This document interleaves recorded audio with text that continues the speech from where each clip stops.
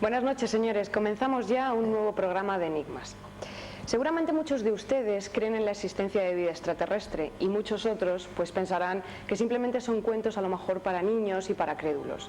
Esta noche vamos a tratar de desvelar cuánto hay de vericidad en estos temas, si hay algo probado, si realmente los investigadores han llegado a conclusiones fiables o si por el contrario seguimos en el mismo punto de partida que hace unos años. Para ello pues es muy necesario y es muy importante que contemos con nuestros colaboradores, como siempre, como cada semana.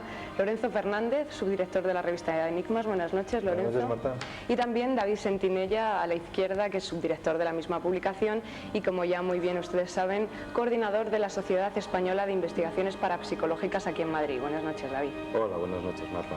También tenemos el placer de presentarles de nuevo, puesto que ya nos acompañó en otro programa anterior. Contamos en el plató con Juan Ignacio Cuesta, que es escritor, periodista e investigador. Buenas noches, Juan Ignacio. Buenas noches. Él nos va a ayudar a desentrañar pues un poco todos estos misterios de los que vamos a tratar de hablarles esta noche. Bien, bueno, yo lo primero que quería comentaros es que, lógicamente, creo que es la percepción general de todo el mundo, pues existe cierto caos informativo respecto a la existencia o no de vida extraterrestre. Se han dado miles de casos de avistamientos y realmente pues no llegamos a saber si hay algo de cierto, si todo es mentira o si hay algo de mentira también en esto. Lo primero que me gustaría saber, supongo que a los demás, a los espectadores también, es ¿en qué punto estamos? ¿Cómo están las cosas hoy en día? Bueno, yo creo que una cosa podría ser el tema del fenómeno ovni y otra cosa la existencia de vida fuera de nuestro planeta. Cuando se habla normalmente del fenómeno ovni estamos hablando de vida inteligente. Cuando se habla de inteligencia fuera de nuestro planeta pueden ser pues sencillamente seres unicelulares, o sea, lo cual tampoco no implicaría, por supuesto, en ninguna relación con el fenómeno ovni. En cuanto al fenómeno ovni, que nos centramos más, no existe ninguna prueba, a pesar de que existan vídeos, etcétera, etcétera, no existe ninguna prueba fehaciente de la existencia de esos seres, al menos a día de hoy. Juan Ignacio, por favor, deleítanos. Bueno, estamos prácticamente como al principio. Esa es la santa verdad, porque realmente no tenemos ninguna prueba evidente, clara, concreta, medible, pensable. No tenemos un extraterrestre metido en una jaula, intentamos. Desgraciadamente no, si no lo tendríamos aquí.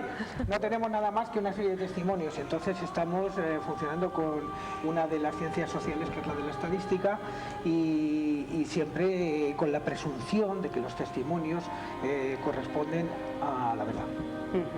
Pero estamos como al principio. Nadie puede decir si los ovnis son lo que creemos que son, si dentro de ellos van extraterrestres, y si esos extraterrestres existen.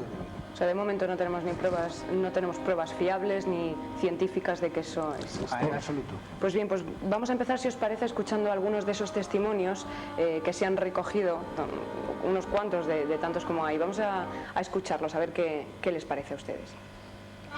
Hace unos 4 años iba de camino a casa de mi abuela, cuando apareció en el cielo una gran fuente luminosa de la que surgían muchísimos colores. Parecía a punto de aterrizar justo delante de nosotros, pero no lo hizo. Surcó rápidamente el cielo. Recuerdo que fue justo antes de Navidad. Mi madre y todos los demás pensamos que era algo increíble. Vimos un objeto muy luminoso, semejante a una estrella, que se había levantado del otro lado del bosque. Se estaba elevando lentamente y venía en nuestra dirección. Después, cuando alcanzó una altura considerable y estaba justo encima de nosotros, vimos un destello de luz como una explosión. Finalmente, el objeto dio la vuelta y desapareció a una velocidad increíble. Soy William Coleman. Cuando estaba en el Pentágono participé en el proyecto Blue Book. Anteriormente, siendo piloto de bombarderos, vi un ovni. Era una nave en forma de U. No sé qué tamaño tendría, porque es difícil establecer las dimensiones cuando no hay puntos de referencia.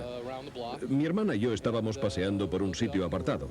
Levantamos la vista y lo vimos. Tenía unas luces en la parte inferior.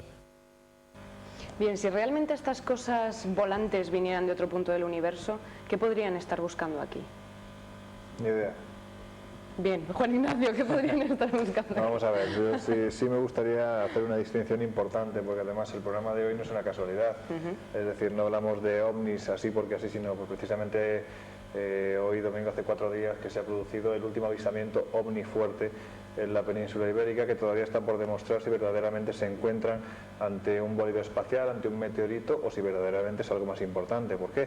Se trata de un objeto que ha caído, o aparentemente ha caído, puesto que ha provocado un fuego bastante importante en la localidad de Puerto Llano, en Ciudad Real, y que bueno, ahí hay testimonios tanto de Policía Nacional, que ha sido la primera persona que ha visto el descenso de este objeto, es decir, no estamos hablando de un testigo, vamos a decirlo así, normal y corriente, sino que un propio Policía Nacional ha sido el que ha testimoniado que efectivamente ha visto una luz enorme, descomunal, que ha descendido del cielo, y que acto seguido, según se ha acercado a una zona que era un pantanal, se ha percatado de que todos los juncos estaban ardiendo.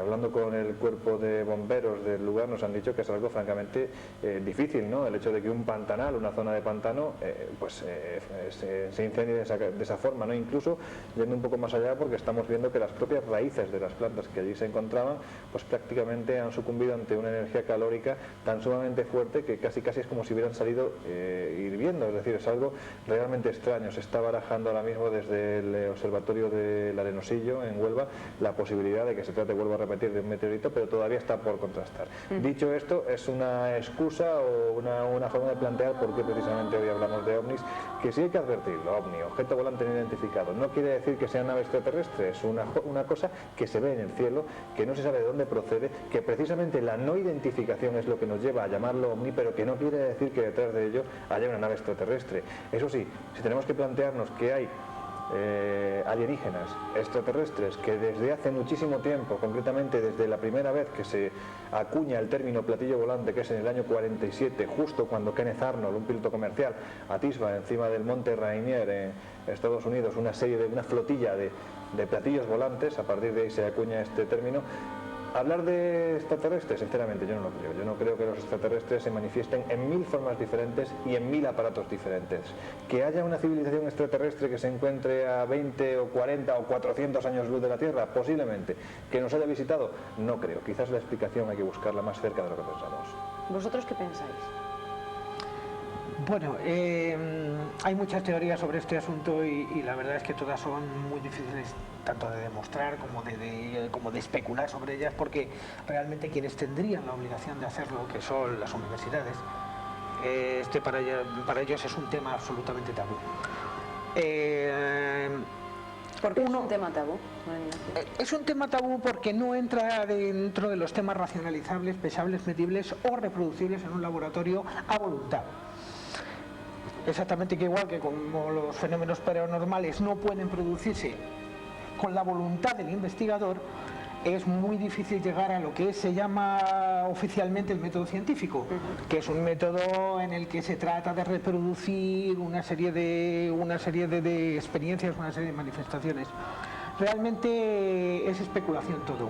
Y la especulación se sale del método científico y va por varios caminos. Unos hablan de que sí, de que son extraterrestres, otros hablan de los intraterrestres, o sea, que son naves que proceden de la Tierra. Luego está la hipótesis de los que piensan que son experimentos militares, ultra secretos por parte de las potencias.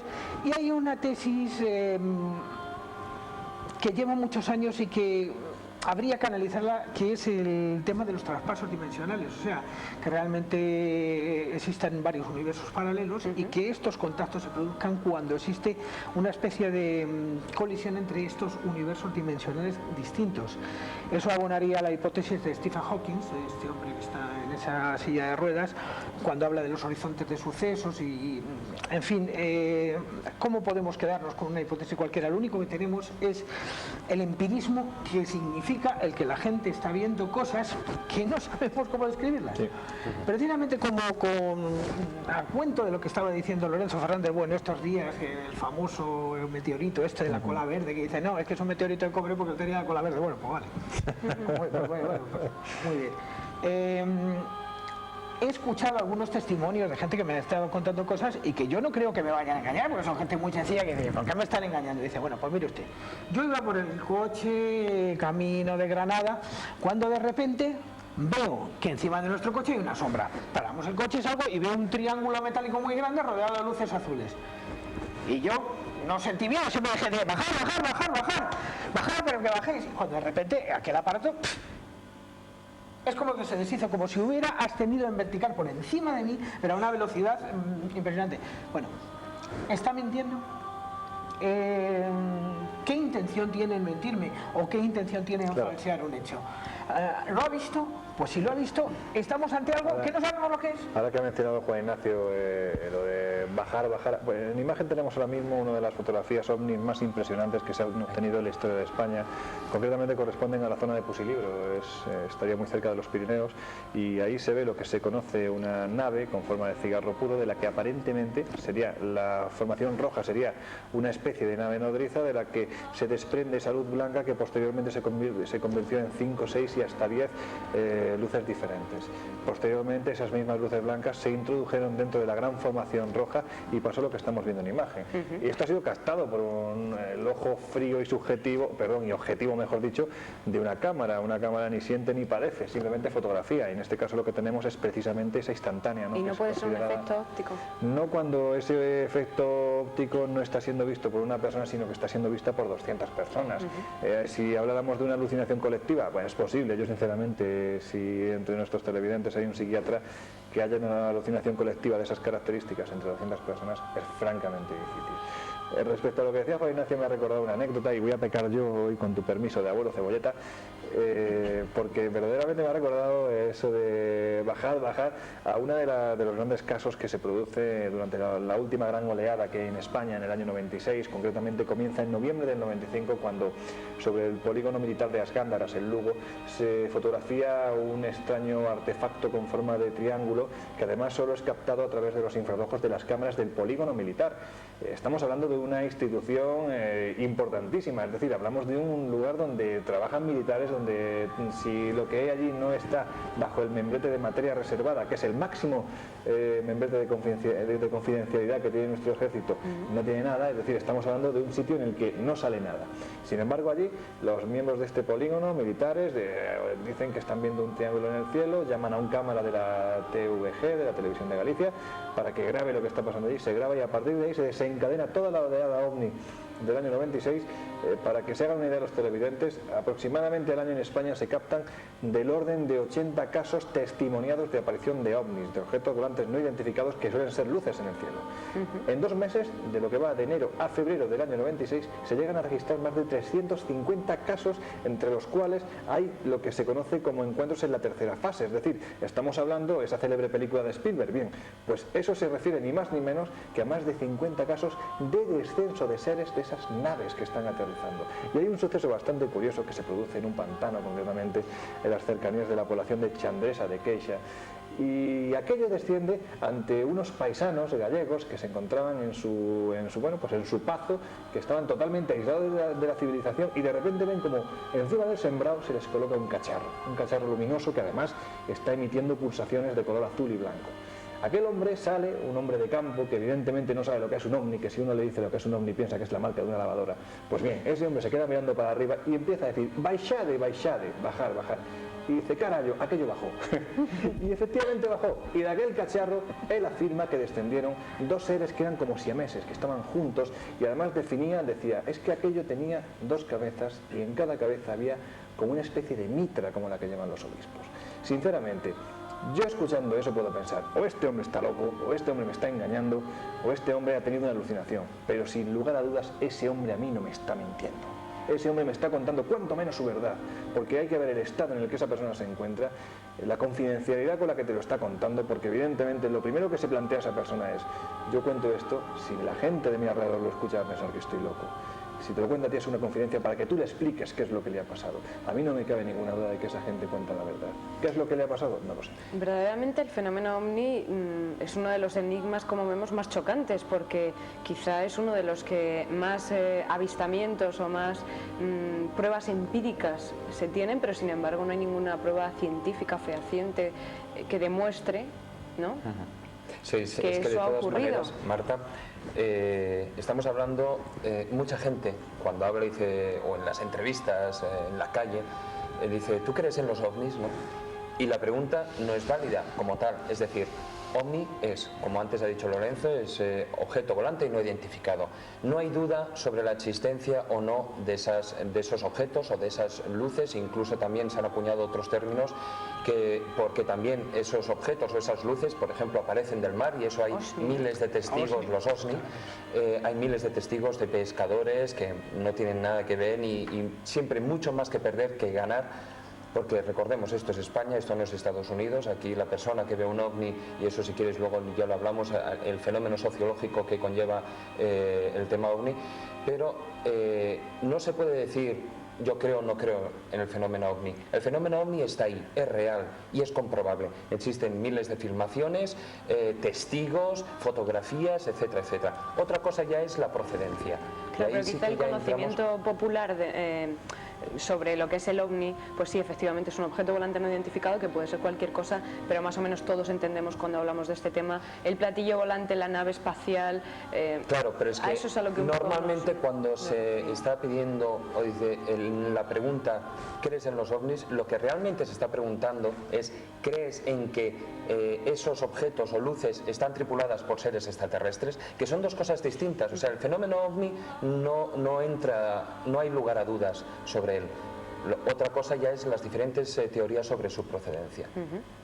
Juan Ignacio, tú has estado involucrado en uno de los fenómenos OVNI más importantes registrados en España, el caso Humo, si no tengo mal entendido. ¿Nos puedes explicar un poquito qué fue exactamente esto? Bueno, pues el fenómeno Humo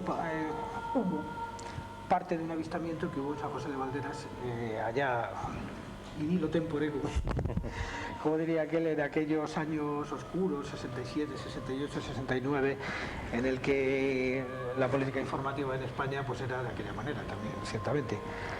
Un plato se aparece en San José de Valderas y el que presenta los testimonios, que son de una especie de unicircular que tiene un signo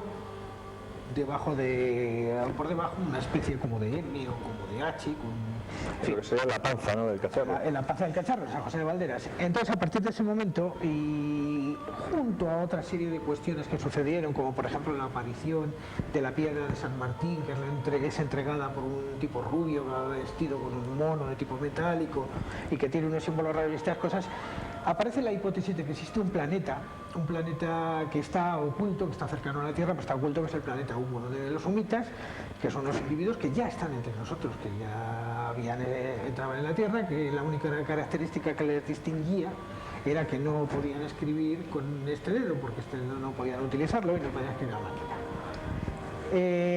Y encontraron en España un apóstol.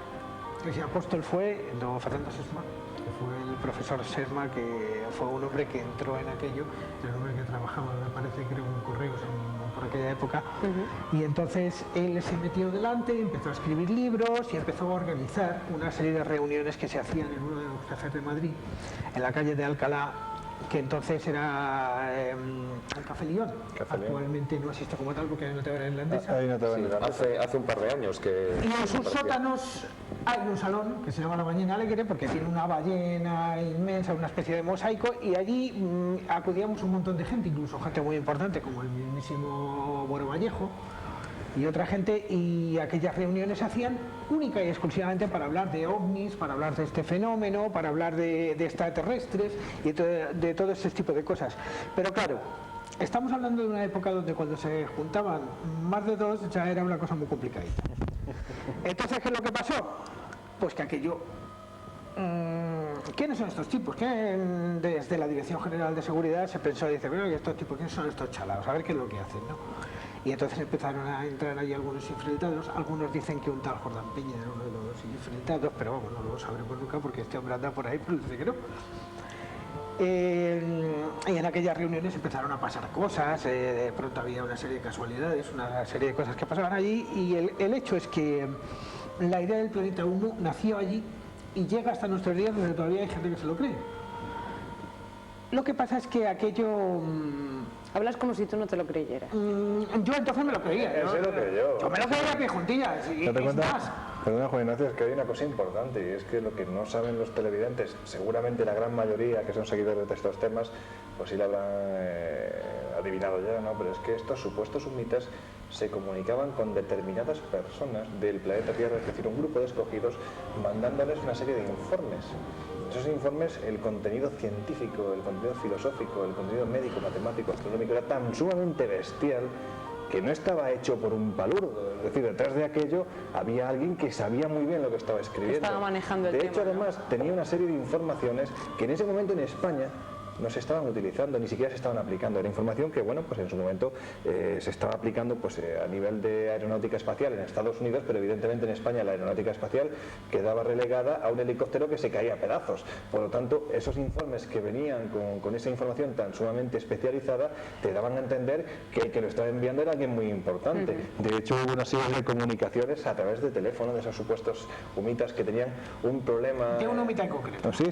Saliano. Saliano tenía un problema, bueno, los humitas también, otro de los problemas, aparte de no poder escribir con un dedo determinado, también era que tenían un problema en la glotis, de tal forma que su voz era muy característica. Sí, claro. En alguna ocasión traeremos aquí esa grabación, que de hecho la tenemos, en la que el humita llama por teléfono a una persona y se basa toda la conversación en el buen humita diciendo, no formulen preguntas, y eran todo el rato así.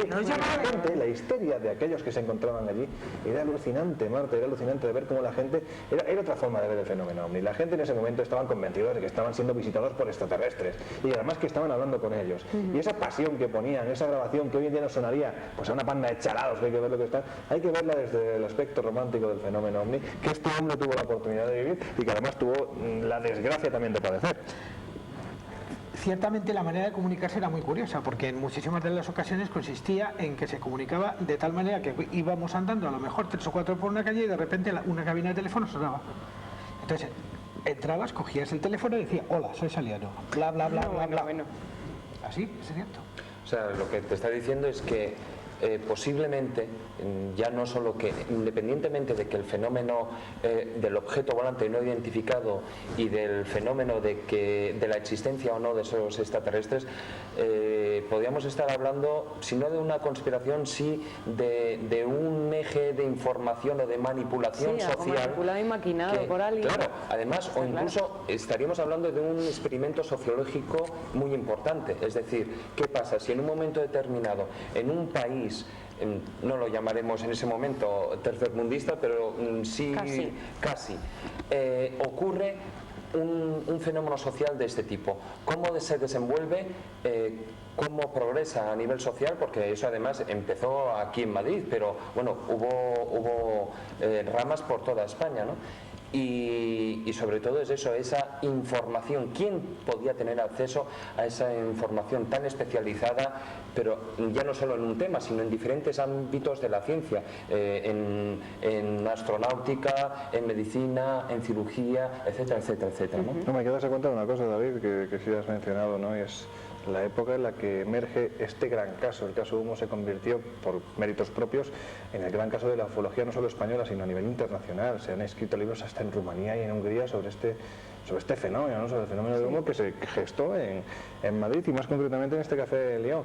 Y además hay que olvidar, tú decías que casi aquella época tercermundista. Pues bueno, yo creo que en aquella época los que la vivieron pues sabían perfectamente que había pan y fútbol, ¿no? El pan para ir tirando y el fútbol para olvidar que había Bogotá, ¿no? O sea, es decir, era una época en la que de repente aparece un fenómeno ovni y un suceso de estas características, una comunicación aparente entre determinadas personas y que posteriormente cae como un mazazo el Estado, ¿no? El gobierno dictatorial del momento, que a este hombre le afectó. Este hombre, si lo cuenta, él fue encarcelado por creer en los ovnis. Juan Ignacio, lo que estamos diciendo. Bueno, la verdad es que la historia exactamente. ¿Fuiste a la cárcel por creer en los ovnis? No, exactamente, la historia no es así. Lo que es cierto es que en el año 73, realmente la detención se produjo en el 73, pero todo esto, en el 71, pero todo esto venía desde el año 69. En el año 69 esto ya molestaba mucho a la Dirección General de Seguridad. De hecho, pues ya empezaron a introducir espías en la Mañana Alegre para ver qué era de lo que se hablaba, de lo que no se hablaba, sobre todo la presencia de individuos como Güero Vallejo, pues era verdaderamente sospechosa. Y Bayón Campomanes también estaba. Efectivamente, gente muy seria. Iba gente, todo tipo de gente. Yo he visto allí incluso abogados como Sade Bremón o algo así. El caso es que esto molestaba y preocupaba, y entonces se buscaron un subterfugio cualquiera para que aquello se terminara. y encontraron pues una de estas pequeñas conspiraciones, una conspiración a nivel muy localito, y encontraron que uno de los que venían a las reuniones era un delincuente absoluto. Y entonces este delincuente fue forzado, digamos, amablemente a que contara que éramos un grupo terrorista. Madre mía. Que estábamos organizando orgías. Bueno. Que nos dedicábamos a reclutar niños para pederastia, todas estas cuestiones. Total, que una noche hubo una redada, nos detuvieron a todos y nos tuvieron 7 días en la calle del Correo, en los antiguos calabozos de la Dirección General de Seguridad. Y al cabo de los 7 días nos pasaron al juzgado, y en el juzgado los jueces echaron las manos a la cabeza y nos tuvieron que encarcelar porque ya la opinión pública estaba puesta de alguna manera en contra de nosotros. Y había que taparla de algún modo. Pero no nos procesaron por nada porque no había nada. Claro, normal, claro. Entonces, siempre hablamos de que fue un proceso de la ufología, pero realmente no es que fue un proceso de la ufología. Fue los últimos coletazos de un régimen que estaba muy nervioso y que la terminó pagando con los ufólogos. Claro. Los mártires de la ufología lo fueron por la agonía profunda de un régimen que terminaba. Bien. Bueno, menudo caso, menuda experiencia de todas maneras. Siempre tendrá algo más que contar que los demás no podremos contar. No soy bueno o malo, pero en fin, quiero que vean ustedes otro caso registrado, otro caso real, registrado incluso en informes militares. Veanlo.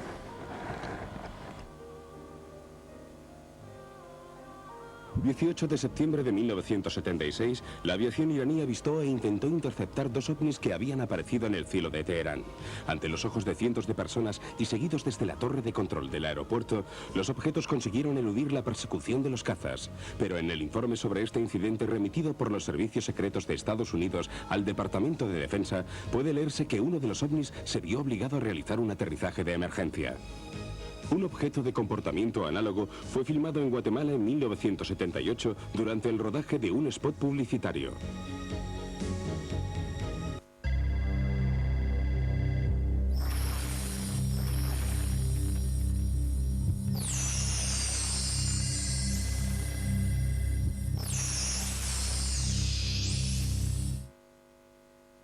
No sabemos, como comentábamos antes, si estos, ya no vamos a llamarle ovnis, vamos a decir supuestas naves o platillos volantes o naves extraterrestres, no sabemos si van o no tripulados. Sí sabemos que hay testimonios, hay personas que dicen haber visto, como hemos comentado, dicen haber visto extraterrestres que bajan de naves, que no bajan, que hablan con ellos, que les someten a experimentos. Vuelvo otra vez a lo mismo, ¿hay algo de cierto en todo esto? ¿Qué podemos saber? ¿Qué prueba podemos tener que no sea un testimonio? Vamos a ver, yo creo que lo que está claro... Hay dibujos, se han hecho dibujos, sí, hay dibujos, imágenes, fotografías, lo que quieras. Estamos hablando de que no es solo al testigo que yo le di más valor, es decir, al campesino que se encuentra en el campo. No solo es esa persona, sino que... Pues yo creo que los que más saben del aire, que son los propios pilotos, ya sean militares o comerciales, que también se han encontrado con ovnis.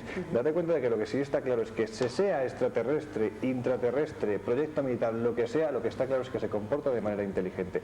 Y esto ya le da otro carácter. Es decir, no es una luz que de repente baja del cielo en forma de meteorito, se estrella contra el suelo, o ni siquiera eso, se deshace en la atmósfera. No, estamos hablando de un objeto que se comporta de forma inteligente. ¿Dónde tenemos uno de los grandes casos? El que acabamos de ver en imagen, que hay un informe redactado y todo esto, es que en España tenemos uno de los grandes casos de esas características. Estamos hablando de un suceso que acontece en el año 1979, cuando un avión comercial de la compañía TAE, Transportes Aéreos Españoles, es obligado a aterrizar en el aeropuerto valenciano de Manises, que además es compartido por militares y por aviación civil. Es obligado a aterrizar con 250 pasajeros a bordo, porque los pilotos están diciendo que hay un extraño objeto delante de ellos que está directamente jugando con estas personas, que se balancea de un lado para otro, que hace giros imposibles. Estamos hablando de un avión comercial que es obligado a aterrizar. ¿Hasta qué punto llega la psicosis? Que para que los televidentes se hagan una idea, se produce lo que se llama un scramble. Un scramble es cuando se produce un estado de colisión aérea, colisión en el sentido de que hay un fenómeno que, bueno, pues que está afectando directamente a un avión comercial o a un avión militar, y se produce el ¿qué? Que dos cazas salgan de la base de los Llanos en Albacete a perseguir a ese objeto que está jugando con el avión. Esos dos cazas, es decir, hablamos de aviones supersónicos, empiezan a perseguir a ese objeto que les va bailando por toda la península, de un extremo a otro. Es una cosa extrañísima. En un momento determinado el capitán Lerdo de Tejada empieza a escuchar a través de su receptor, empieza a escuchar lo que él dice que son voces de niños cuando se va aproximando a ese objeto. En torre de control están absolutamente alucinados porque el radar no capta ningún eco. Hasta tal punto llega esta situación que el gobierno socialista, que en ese momento se encontraba en la oposición, a través de uno de sus principales parlamentarios, como era Enrique Mújica, que hasta hace muy poco tiempo fue defensor del pueblo, pues bien, esta persona, estando en la oposición, escribió una interpelación parlamentaria ante el Congreso pidiendo explicaciones de qué demonios era lo que había pasado a ese avión para que aterrizara. Lo que está muy claro es que los pilotos dijeron: en nuestra vida hemos visto nada igual. Aquello evidentemente no era un objeto convencional. Por supuesto, los pilotos también militares que persiguieron aquel objeto dijeron: bueno, es que era imposible cazar aquello. Aquello, lo que fuera, desde luego era inteligente, se movía a velocidades próximas a las de la luz porque atravesaba la península de un extremo a otro en cuestión de segundos. Es decir, nos encontramos ante algo imposible, inteligente. ¿Extraterrestre? No lo sé. Lo que sí es cierto es que extraño por lo menos sí que era. Y estamos hablando de una tecnología que hoy en día, a pesar de todos los adelantos, o sea, es imposible que se pueda alcanzar. Estamos hablando de que estos objetos, estas naves o estas luces, pues realizan, por ejemplo, figuras de 90 grados, es decir, van volando y de repente giran su rumbo en un ángulo de 90 grados, algo que es imposible. E incluso ha habido casos de giros totales de 180 grados. O sea, son cosas que hoy en día la tecnología, con nuestra física, es imposible de poder realizar. Vuelvo un poco a algo que hemos comentado antes. Hay muchos ciudadanos que piensan que realmente todo esto es producto de los gobiernos más poderosos, o sea, que no tenemos ni idea realmente de los altos secretos de Estado y que puede ser tecnología ya inventada por los propios gobiernos que esté escondida, que sean pues esos secretos, alto secreto, y que los ciudadanos de a pie, pues como yo, como nosotros, como cualquiera, realmente pues no tengamos ni idea de que eso existe y está ahí. ¿Podría ser? Es difícil creer que si tienen esa tecnología no la hayan utilizado en las múltiples ocasiones que en los últimos años han tenido para utilizarla. A mí eso me sorprende mucho. Es cierto que hay algunos experimentos que sí, efectivamente, que sí se están realizando. Sobre todo se está experimentando con el dominio, el control de la antigravedad, basándose en algunos proyectos que se supone que habían creado, que habían concebido los científicos nazis en los años en la Segunda Guerra Mundial y anteriores a la Segunda Guerra Mundial. Eso creo que tiene Proyecto Aurora, me parece que se llama. Y se especula con ello, ciertamente, que están haciendo este tipo de experimentos. Incluso en algún caso se afirma que sí, que efectivamente que se están haciendo y que se han llegado a hacer cosas. Y es posible que algún objeto de los que se ven en el cielo, sobre todo los triangulares, se corresponda con los famosos del Proyecto Aurora. Pensemos que han aparecido una serie de diseños que efectivamente los nazis tenían de lo que podríamos llamar platillos volantes, cosa que se puede encontrar fácilmente en internet. Eso es muy sencillito. Bien, eso se está investigando en el famoso Área 51 de los Estados Unidos. Bueno, tampoco podemos demostrarlo. Es cierto que la tecnología aeroespacial ha llegado a unos niveles muy altos, pero también es cierto que también hay muchos fallos. Desde luego, si realmente existiesen estas naves extraterrestres o estos platillos o como quieran llamarles, desde luego son mucho más inteligentes y más listos que nosotros, porque nosotros, después de tantísimos años y con toda nuestra tecnología, pues no hemos sido capaces de descubrirles, y ellos a nosotros, si realmente existieran, nos han descubierto desde hace muchísimo tiempo. Bueno, a lo ¿no? mejor hay que perder un poco el carácter ese de ombligo del universo, ¿no? Y decir, oye, pues a lo mejor hay civilizaciones que en vez de llevar 40.000 o 50.000 años en su planeta llevan 2.100.000. Es decir, es una cuestión de evolución con el paso del tiempo. De todas maneras, Marta, es que, digamos, desde Jesucristo llevamos 21 siglos, pero es que resulta que realmente el adelanto fuerte científico ha sido durante el último siglo. Perdón, llevamos 21 siglos y más viendo este fenómeno. Sí, sí, pero además es que hay pruebas ya, claro. Antes de Cristo, hablamos, o sea, por situarlo históricamente, que ya antes de aquella época ya existían, ¿no? Entonces, incluso en grabados solo tenemos que irnos, David, por ejemplo, a Taxili, al Najer, ¿no? Es decir, estamos hablando del sur de Argelia, lo que se conoce como la Capilla Sixtina del desierto, y donde se encuentran pinturas que pueden tener perfectamente entre 10.000 y 15.000 años de antigüedad. Es decir, cuando el hombre hacía y se acabó. O eso es lo que nos dice la historia. Y en ese lugar nos encontramos pinturas en las que se ve lo que ya se han llamado los cabezas cortadas y los cabezas redondas. Y estos cabezas redondas, que parece que son, repito, son representaciones esquemáticas que se hacen en la roca, que se han pintado en la roca hace 10.000 años. Pues esos cabezas redondas que parece que son la tribu o el clan que domina al resto, se ve que son seres con un solo ojo, es decir, parece que llevan una escafandra que rodea su cuerpo. Y además hay un detalle muy curioso, y es que hay muchas representaciones en las que se ve a estos seres conduciendo de la mano a mujeres en avanzado estado de gestación al interior de una especie de burbujas. Esto está muy relacionado con otro gran caso ovni que por supuesto no vamos a narrar porque si no nos comeríamos no solo este programa sino 40 programas, es un caso muy importante y muy duro, pero bueno, que nos remonta a ese pasado que no era un pasado de bestias, de cafres, sino que posiblemente las claves de nuestro presente se encuentran en ese preciso pasado, ¿no? Y yo creo que esto es importante remarcarlo. Bueno, de momento vamos a ver otro de los grandes casos que se han investigado sobre el fenómeno ovni. Breeze es una pequeña ciudad de Florida cerca de Pensacola, una tranquila localidad donde muchos van a pasar las vacaciones. Sobre esta calle, la noche del 11 de noviembre de 1987, el señor Ed Walters vio de pronto un objeto que volaba a escasa distancia de su casa.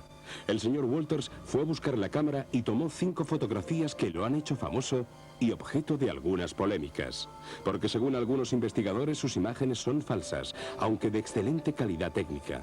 En un periodo de 7 meses, Walters habría visto el objeto nada menos que en 7 ocasiones, durante las cuales tomó 36 instantáneas. ¿Era un aparato militar secreto? Gulf Breeze está literalmente rodeada de bases militares, pero los servicios de información de las bases desmintieron la presencia de ovnis. Estas son las fotografías de Ed Walters. El objeto, en forma de campana invertida, emite una débil luminiscencia desde el interior y proyecta sobre el terreno un haz de luz muy intensa. Teóricamente, el objeto se encuentra a escasa distancia del suelo, a unos 2 o 3 metros. El encuentro cercano también ha sido documentado mediante un vídeo del que vemos un fragmento. Bueno, nuestros colaboradores, Juan Ignacio Cuesta también, creen que es un fraude, o dicen que es un fraude. Sí, ¿realmente eso lo es? Además fue comprobado.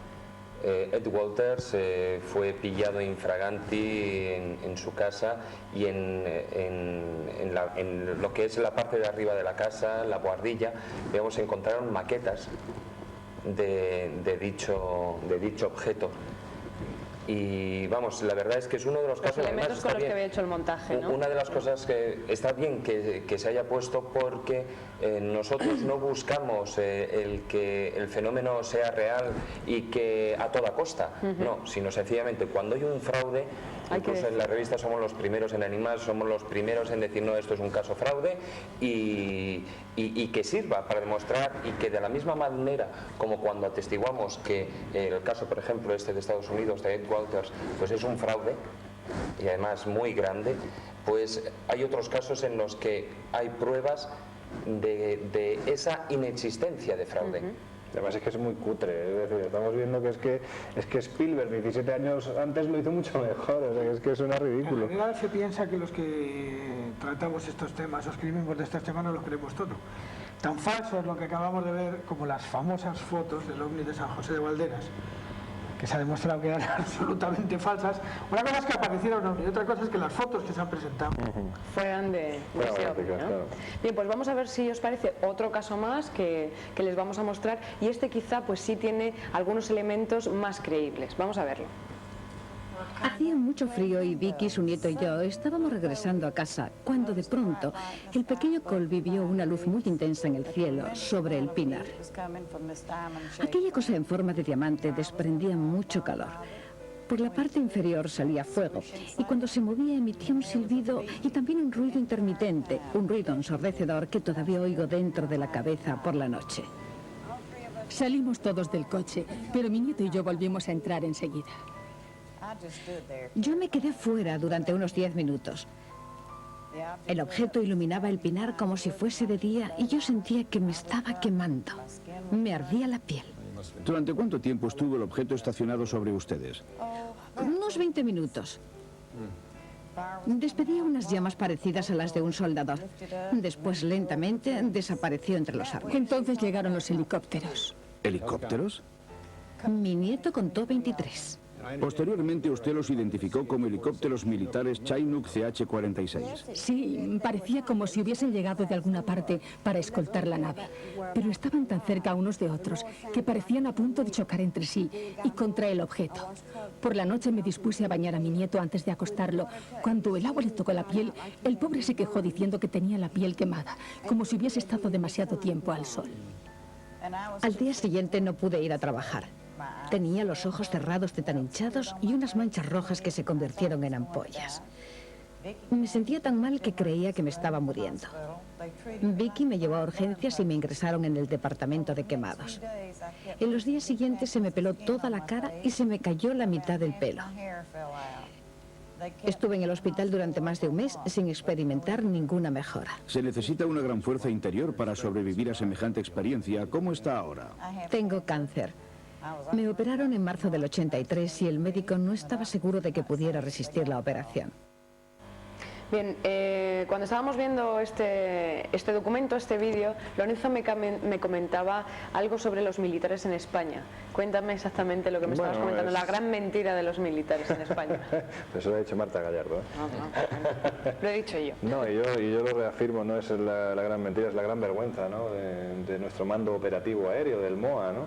Ese servicio de inteligencia, y aquí sí a lo mejor había que hacer el de la aviación militar española, ¿no? ¿Por qué? Pues por un motivo muy sencillo. Cuando se plantea en un momento determinado que los informes, todos los informes militares que tiene el MOA relacionados con el fenómeno OVNI, que han sido entrevistas que han hecho los mismísimos militares a gente que ha tenido avistamientos de estas características y que llevan el sello de materia reservada, vuelvo a repetir que es el membrete de máxima confidencialidad que tiene nuestro Ejército del Aire español con respecto a este tema, pues bien, con la presión de determinadas personas, entre ellas pues con José Benítez y otros tantos ufólogos, investigadores y periodistas, se consigue que esos informes se desclasifiquen. Y por ejemplo, el caso Manises, que hemos mencionado anteriormente, uno se da cuenta de que cuando se encuentra con esos 40 o 50 informes desclasificados que cualquiera de los televidentes puede consultar en la biblioteca del Ejército del Aire, simplemente allí se encuentra el capitán Libreros, que es una persona muy accesible, de los pocos accesibles que hay, y que le va a facilitar cualquier informe de estas características. Pues bien, nos encontramos con que en todos los informes se hace mención a que lo que han visto los pilotos, que son las personas que mejor conocen el aire, pues lo que han visto principalmente es Venus, ¿no? Un Venus que parece que se mueve de un lado para otro de la península, y concretamente en el caso Manises es casi llamarles estúpidos a estos pilotos, ¿no? Porque les estaban diciendo que lo que ellos estaban persiguiendo eran unas luces que procedían de unas chimeneas de Argelia, unas chimeneas petrolíferas. Es decir, es absolutamente ridículo, y esto nos está queriendo vender nuestro Ejército del Aire, que siempre dice que además que por el fenómeno OVNI, por supuesto que nunca muestra interés. Cuando uno se pone a investigar, se da cuenta de que el Ejército del Aire español tiene una cosa que se llama IG-45, Instrucción General 45. ¿Y qué es esto? Pues es un grupo de folios, de aproximadamente 50 o 60 folios, en los que se dice paso a paso cómo deben de reaccionar todos y cada uno de nuestros militares en el supuesto de que se encuentren con un testigo OVNI, en el supuesto de que ellos mismos se enfrenten a un avistamiento OVNI, en el supuesto de que de ese objeto desciendan humanoides. Y eso no interesa al Ejército del Aire. Nos quieren mantener en la más absoluta ignorancia. De risa. Sí, de todas maneras. Bien. Es que me parece de auténticos sinvergüenzas, están jugando con los impuestos. Sí, de todas maneras vamos a hablar más de sinvergüencerías, porque cuando se produce aquí en España la desclasificación por parte del mando operativo aéreo del MOA en el año 1992, resulta que, como bien ha dicho Lorenzo, pues cualquier español de a pie pues puede tener acceso yendo allí a la biblioteca que está en Moncloa, si no me equivoco, Moncloa, sí. Ahí en la zona de Moncloa, y resulta que evidentemente todos los investigadores y periodistas que estamos en estas lides pues fuimos a pedir la documentación, ¿no? Y resulta que, bueno, no te la dan en ese momento, te emplazan para que la vayas a buscar a la semana siguiente o lo que sea, y los investigadores, a mí me contaban, pues investigadores mucho más centrados en el fenómeno OVNI, ¿no?, que decían, bueno, cuando cogían los informes y empezaban a ver, habían muchas cosas que estaban absolutamente tachadas, es decir, no se podían leer. Pero ya no solo eso, sino cuando cualquiera de los informes tú lo vas leyendo y abajo te viene una relación de los objetos o cosas que vienen a formar parte de ese informe, es decir, por ejemplo, cintas de audio o algunos objetos o etcétera, etcétera. Bueno, pues todo eso ha desaparecido. Incluso hay añadido. Alguna de esas pruebas, no no existe. al informe que se redacta en el año 70, de repente uno se encuentra con una página que se ha redactado en el año 94, pero bueno, ¿qué demonios es eso? ¿Qué tipo de engaño? Manipulado Y, ojo, completamente. Sí que es verdad, yo a veces peco de ser muy bruto en mi forma de expresarme cuando me enfado, y es que esto me enfada muchísimo, pero es que yo no estoy criticando a nuestro Ejército del Aire, estoy criticando a esos miembros del Ejército del Aire que se están riendo en la cara de sus propios compañeros, que son en definitiva los que han sido los testigos de este fenómeno, y les están diciendo, chicos, militares, vosotros que pilotáis aviones, Y luego les sois unos tachan de locos, estúpidos, sois además. unos locos, en realidad lo que estáis persiguiendo era Venus, pero venga, por favor, ¿de qué se están riendo? Y luego también, por otra parte, ha habido muchos casos de algunos pilotos militares, estamos hablando de tenientes coroneles, o sea, no estamos hablando de cualquier milungui, ¿no? Pues que a lo largo de todos sus años de experiencia y de pertenecer a las fuerzas aéreas, pues ha tenido una serie de experiencias. Y muchas de ellas no las ha podido contar, porque en ese momento el mismo hecho de ser militares, pues no podían, tenían que guardar esa disciplina, y la disciplina mandaba silencio. En el momento en el que, digamos, se jubilaron, empezaron a hablar. Y por supuesto, bueno, han intentado ser acallados. Desacreditarles, pero, supongo, sí, hombre, ¿no? por supuesto. De Les han dicho, no, claro, es que este ya está jubilado, y como que casi pues lo tachan de loco, ¿no? Es decir, no, es que ya está senil, ¿no? Ya está senil. Menos mal que dentro de nuestro Ejército del Aire hay gente muy competente, muy seria, muy profesional y muy valiente, que se ha atrevido a enfrentarse a su... Bueno, no voy a decir ni siquiera a su propia gente, porque no a son sus ni su propia mandos. gente, pero sí enfrentarse a esos mandos que les han intentado desacreditar, y ellos han seguido con su verdad por delante, porque ellos vieron eso, se enfrentaron a eso, y su verdad siempre va por delante, eso es importante. Bien. Bueno, comentábamos antes que han sido pocas personas, o son menos los casos registrados, sobre ya no avistamientos de platillos volantes o naves extraterrestres, sino de los propios extraterrestres. Uno de los casos más investigados por los expertos es el caso Walton. Vamos a escuchar en primera persona qué fue este caso Walton. Estaba trabajando con un grupo de compañeros en el bosque. Aquel día trabajamos hasta tarde. Se estaba haciendo de noche, y mientras avanzábamos por un sendero de tierra que atraviesa el bosque, vimos un gran objeto brillante cerca del sendero.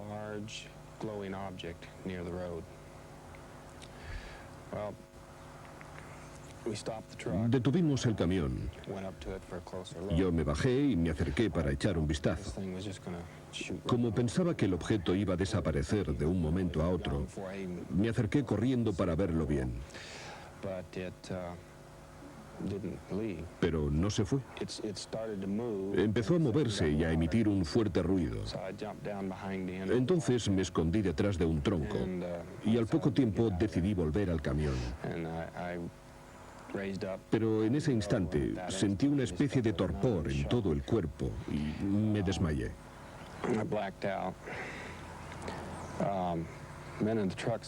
Mis compañeros en el camión vieron salir de la nave un rayo luminoso que me tocó la parte superior del cuerpo y me levantó por el aire. Cuando recuperé el sentido, estaba dentro de la nave, o al menos así me pareció. Estaba un poco atontado y tardé un momento en recuperarme del todo. Pero cuando por fin volví en mí, vi unas criaturas ante mí.